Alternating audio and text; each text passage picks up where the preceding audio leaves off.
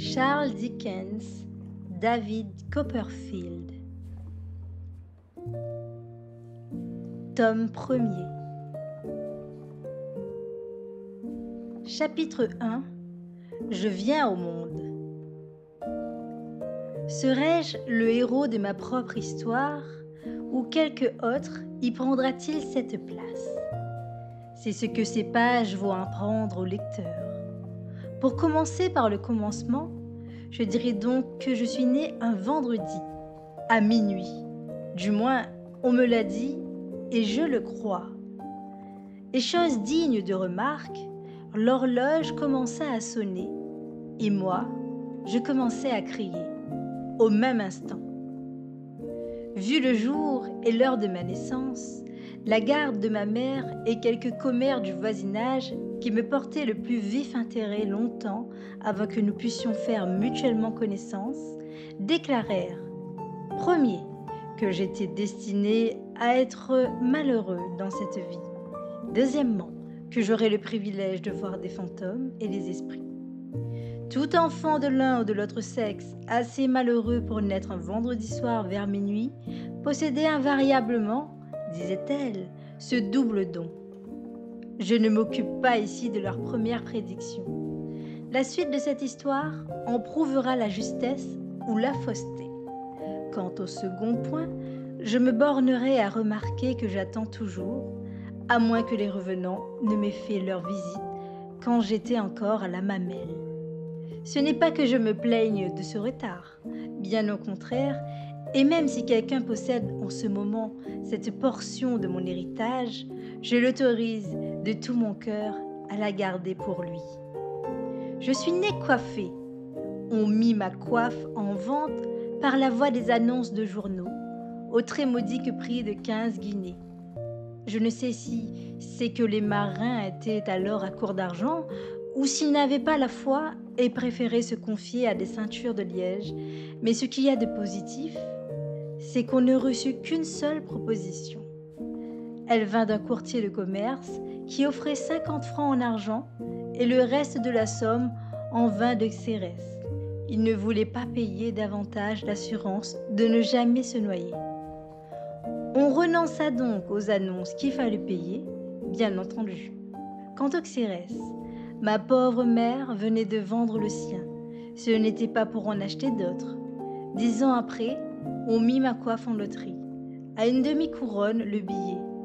Il y en avait 50, et le gagnant devait ajouter 5 shillings en sus. J'assistais au tirage de la loterie, et je me rappelle que j'étais fort ennuyée et fort remuée de voir ainsi disposer d'une portion de mon individu. La coiffe fut gagnée par une vieille dame qui tira, bien à contre-cœur, de son sac les 5 shillings en gros sol.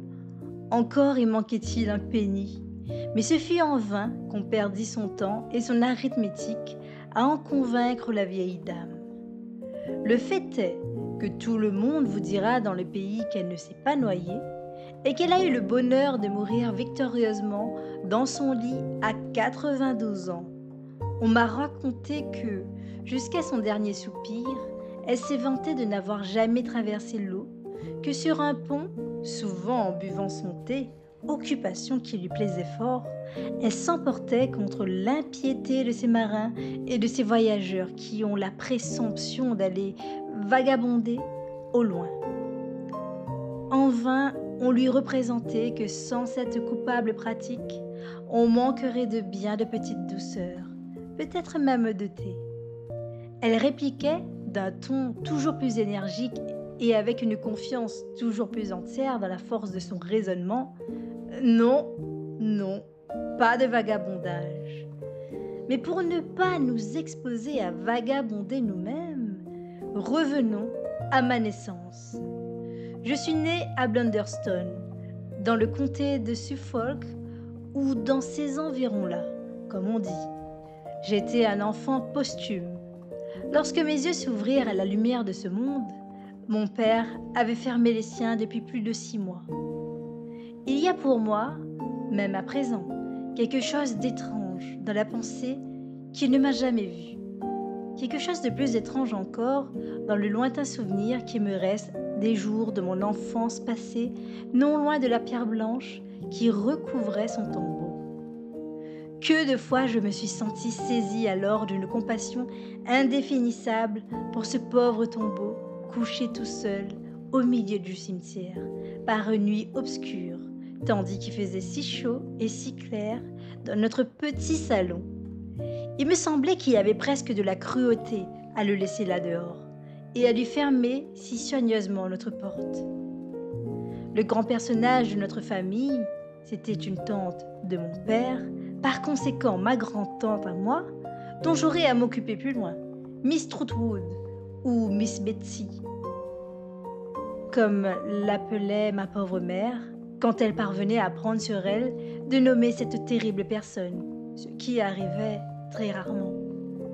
Miss Betsy, donc, avait épousé un homme plus jeune qu'elle, très beau, mais non pas dans le sens du proverbe. Pour être beau, il faut être bon. On le soupçonnait fortement d'avoir battu Miss Betsy, et même d'avoir un jour, à propos d'une discussion de budget domestique, pris quelques dispositions subites, mais violentes, pour la jeter par la fenêtre d'un second étage. Ces preuves évidentes d'incompatibilité d'humeur décidèrent Miss Betsy à le payer pour qu'il s'en allât et pour qu'il acceptât une séparation à l'amiable. Il partit pour les Indes avec son capital, et là, disaient les légendes de famille, on l'avait rencontré monté sur un éléphant en compagnie d'un babouin. Je crois en cela qu'on se trompe. Ce n'était pas un babouin, on aura sans doute confondu avec une de ces princesses indiennes qu'on appelle Bigum. Dans tous les cas, 10 ans après, on reçut chez lui la nouvelle de sa mort. Personne n'a jamais su quel effet cette nouvelle fit sur ma tante. Immédiatement après leur séparation, elle avait repris son nom de fille et acheté dans un hameau, bien loin, une petite maison au bord de la mer où elle était allée s'établir. Elle passait là pour une vieille demoiselle qui vivait seule, en compagnie de sa servante, sans voir âme qui vive. Mon père avait été, je crois, le favori de Miss Betsy, mais elle ne lui avait jamais pardonné son mariage, sous prétexte que ma mère n'était qu'une poupée de cire. Elle n'avait jamais vu ma mère, mais elle savait qu'elle n'avait pas encore 20 ans. Mon père ne revit jamais Miss Betsy. Il avait le double de l'âge de ma mère quand il l'épousa, et sa santé était loin d'être robuste. Il mourut 1 an après, 6 mois avant ma naissance, comme je l'ai déjà dit. Tel était l'état des choses dans la matinée de ce mémorable et important vendredi qui me soit permis de le qualifier ainsi. Je ne puis donc pas me vanter d'avoir su alors tout ce que je viens de raconter, ni d'avoir conservé aucun souvenir personnel de ce qui va suivre. Mal portante, profondément abattue, ma mère s'était assise au coin du feu qu'elle contemplait à travers ses larmes. Elle songeait avec tristesse à sa propre vie et à celle du pauvre petit orphelin qui allait être accueilli à son arrivée dans un monde peu charmé de le recevoir, par quelques paquets d'épingles, de mauvais augure, prophétiques, déjà préparés dans un tiroir de sa chambre. Ma mère, dis-je, était assise devant son feu par une matinée claire et froide du mois de mars. Triste et timide, elle se disait qu'elle succomberait probablement à l'épreuve qui l'attendait, lorsqu'en levant les yeux pour essuyer ses larmes, elle vit arriver par le jardin une femme qu'elle ne connaissait pas. Au second coup d'œil, ma mère eut un pressentiment certain que c'était Miss Betsy.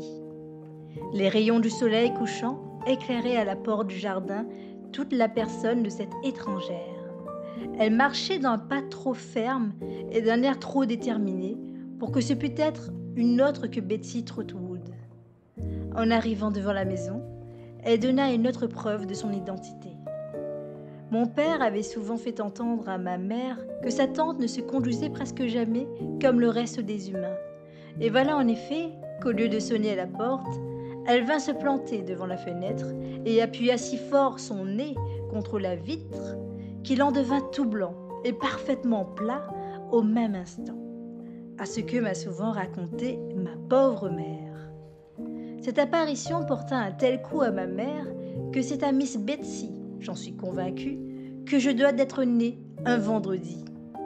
Ma mère se leva brusquement et alla se cacher dans un coin derrière sa chaise. Miss Betsy, après avoir lentement parcouru toute la pièce du regard, en roulant les yeux comme le font certaines têtes de sarrasins dans les horloges flamandes, aperçut enfin ma mère. Elle lui fit signe d'un air refrogné de venir lui ouvrir la porte, comme quelqu'un qui a l'habitude du commandement. Ma mère obéit. « Mistress David Copperfield, je suppose, » dit Miss Betsy en appuyant sur le dernier mot, sans doute pour faire comprendre que sa supposition venait de ce qu'elle voyait ma mère en grand deuil et sur le point d'accoucher. « Oui, » répondit faiblement ma mère. « Miss Trotwood, » lui répliqua-t-elle, « vous avez entendu parler d'elle, je suppose ?» Ma mère dit qu'elle avait eu ce plaisir, mais elle sentait que malgré elle, elle laissait assez voir que le plaisir n'avait pas été immense. « Eh bien, maintenant que vous la voyez, » dit Miss Betsy, ma mère baissa la tête et la pria d'entrer. Elles s'acheminèrent vers la pièce que ma mère venait de quitter. Depuis la mort de mon père, on n'avait pas fait de feu dans le salon de l'autre côté du corridor. Elles s'assirent. Miss Betsy gardait le silence. Après de vains efforts pour se contenir, ma mère fondit en larmes. « Allons, allons, » dit Miss Betsy.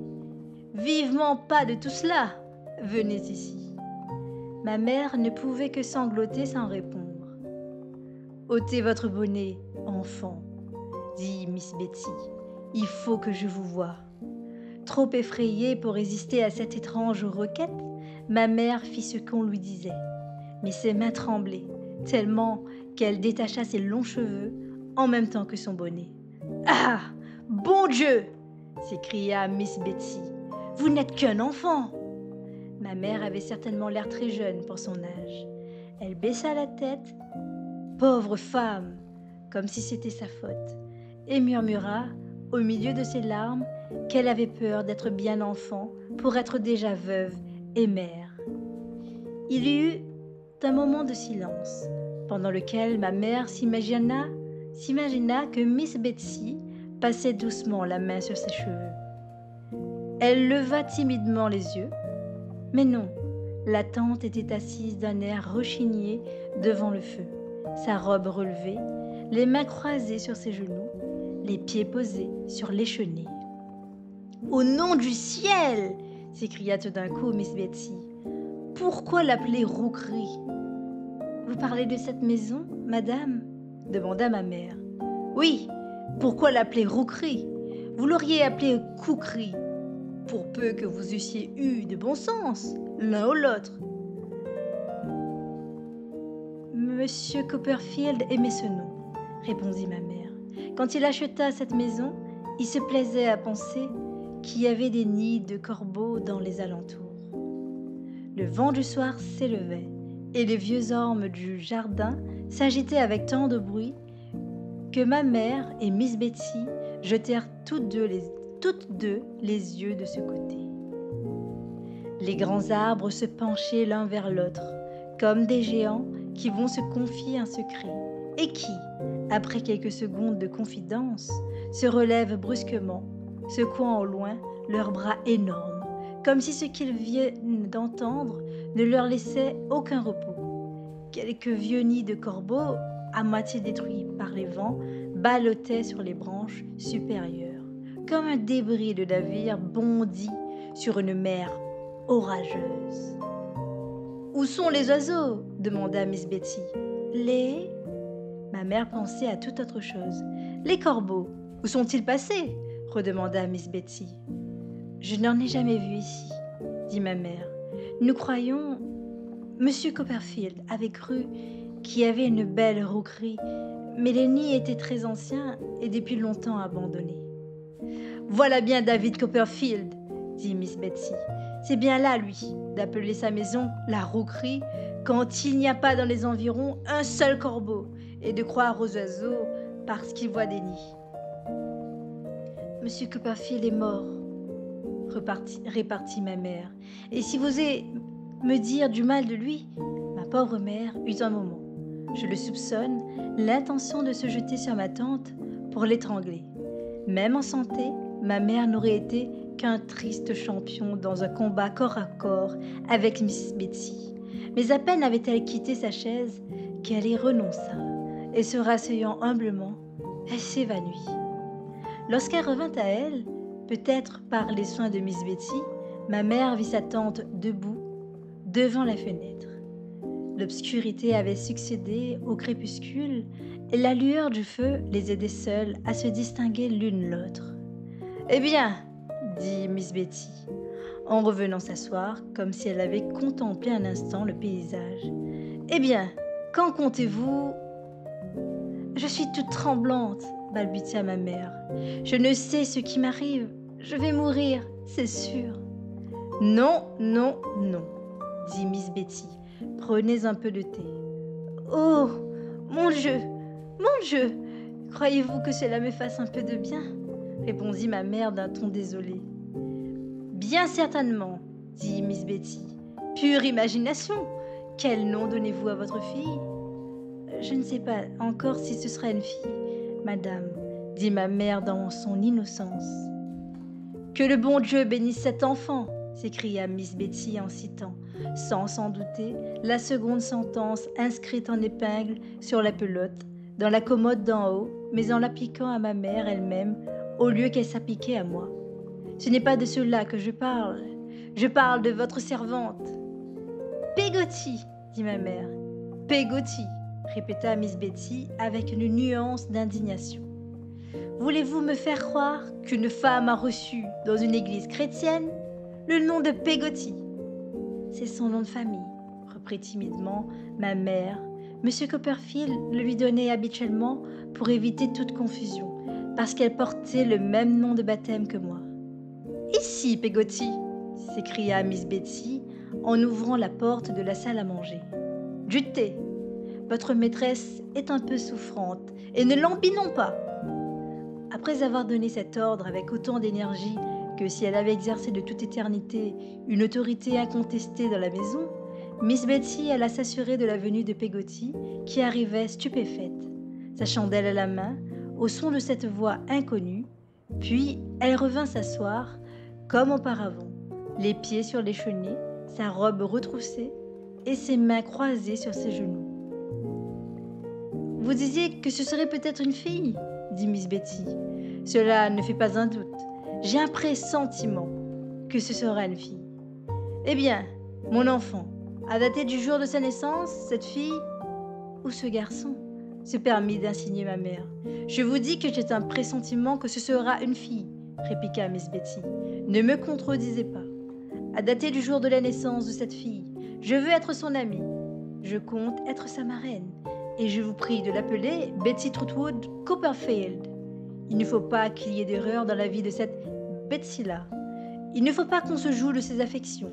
Pauvre enfant, elle sera très bien élevée et soigneusement prémunie contre le danger de mettre sa sotte confiance en quelqu'un qui ne la mérite pas. Pour ce qui est de ça, je m'en charge. Miss Betsy hochait la tête à la fin de chaque phrase, comme si le souvenir de ses anciens griefs la poursuivait et qu'elle eût de la peine à ne pas y faire des allusions plus explicites. Du moins, ma mère crut s'en apercevoir à la faible lueur du feu, mais elle avait trop peur de Miss Betsy. Elle était trop mal à son aise, trop intimidée et trop effarouchée pour observer clairement les choses ou pour savoir que dire.